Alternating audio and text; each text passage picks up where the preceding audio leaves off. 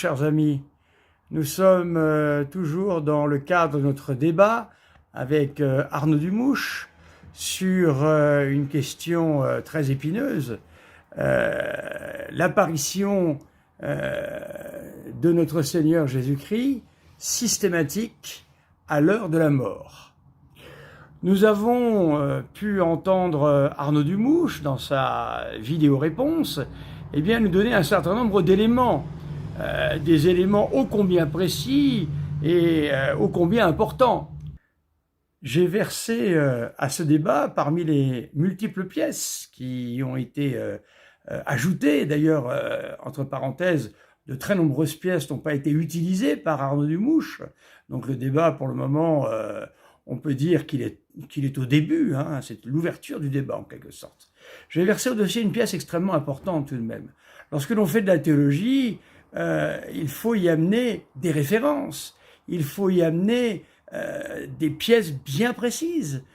Par exemple, des docteurs de l'Église, des pères de l'Église, des conciles divers et variés.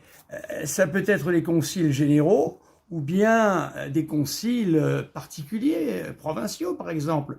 Alors Arnaud Dumouche, je vous lance ici comme un défi de théologien et théologien.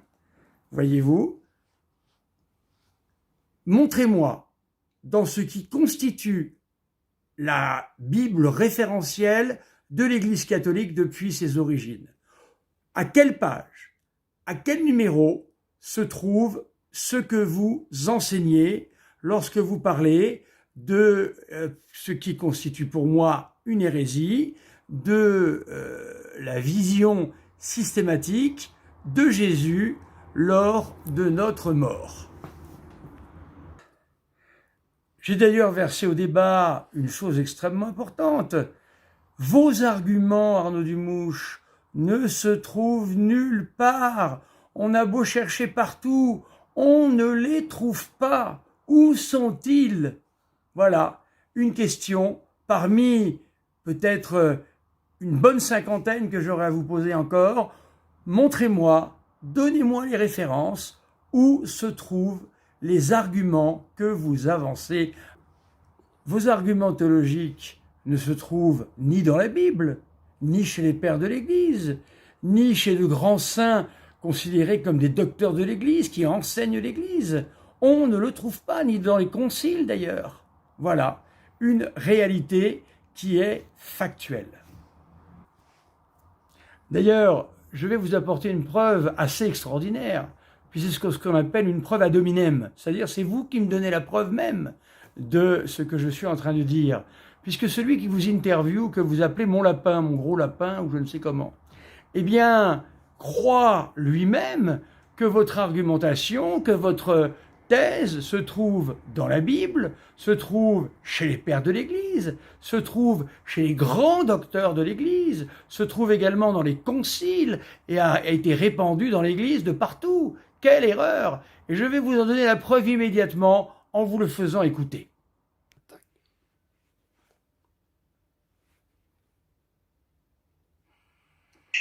Ce qui qualifie comme tes thèses, c'est quand même des thèses qui ne sont pas que de toi. Ça se repose tout de même sur un certain nombre de docteurs de l'Église, de saints, de pères de l'Église quand même.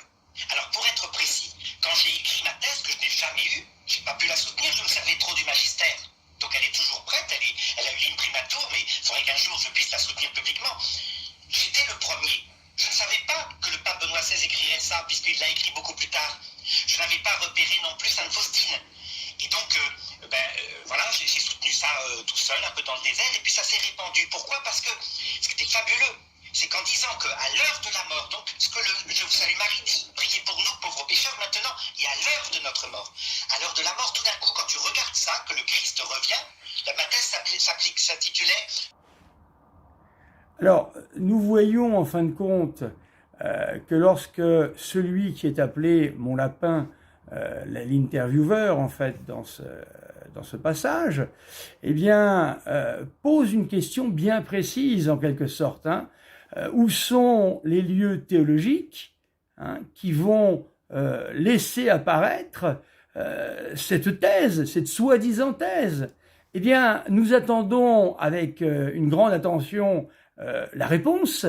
Eh bien, de réponse, nous n'avons aucune, si ce n'est que la thèse n'a pas été défendue, si ce n'est que on ne sait pas en fait où sont les lieux théologiques.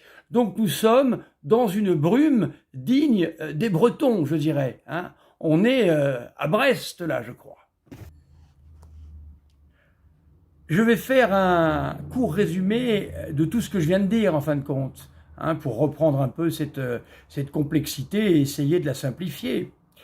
En fin de compte, nous nous apercevons que celui qui est appelé Mon Lapin intervieweur, eh bien, cite des lieux théologiques qui seraient logiques. C'est-à-dire, eh bien, je l'ai déjà dit, c'est dans la Bible, c'est chez les docteurs de l'Église, c'est chez les pères de l'Église, ça devrait être partout, ça devrait inonder l'Église en quelque sorte. Et là, la baudruche se dégonfle. Monsieur Arnaud Dumouche nous apprend que, en fin de compte, cette thèse n'a été défendue que par lui, puisqu'il est le premier. Eh bien voilà, nous avons donc un ovni qui vient de tomber dans l'Église catholique. N'oubliez pas tout de même, chers amis, que ce débat est un débat entre catholiques. Donc nous ne sommes pas là pour être des vecteurs de haine ou de rancune. Nous sommes là dans un sentiment de grande paix, de grande joie. Alors ce que je vais faire, eh bien, en tant que prêtre catholique, je vais vous donner la bénédiction du bon Dieu à chacun d'entre vous. Le Seigneur soit avec vous et avec votre esprit, et que Dieu Tout-Puissant vous bénisse, le Père, le Fils et le Saint-Esprit. Amen.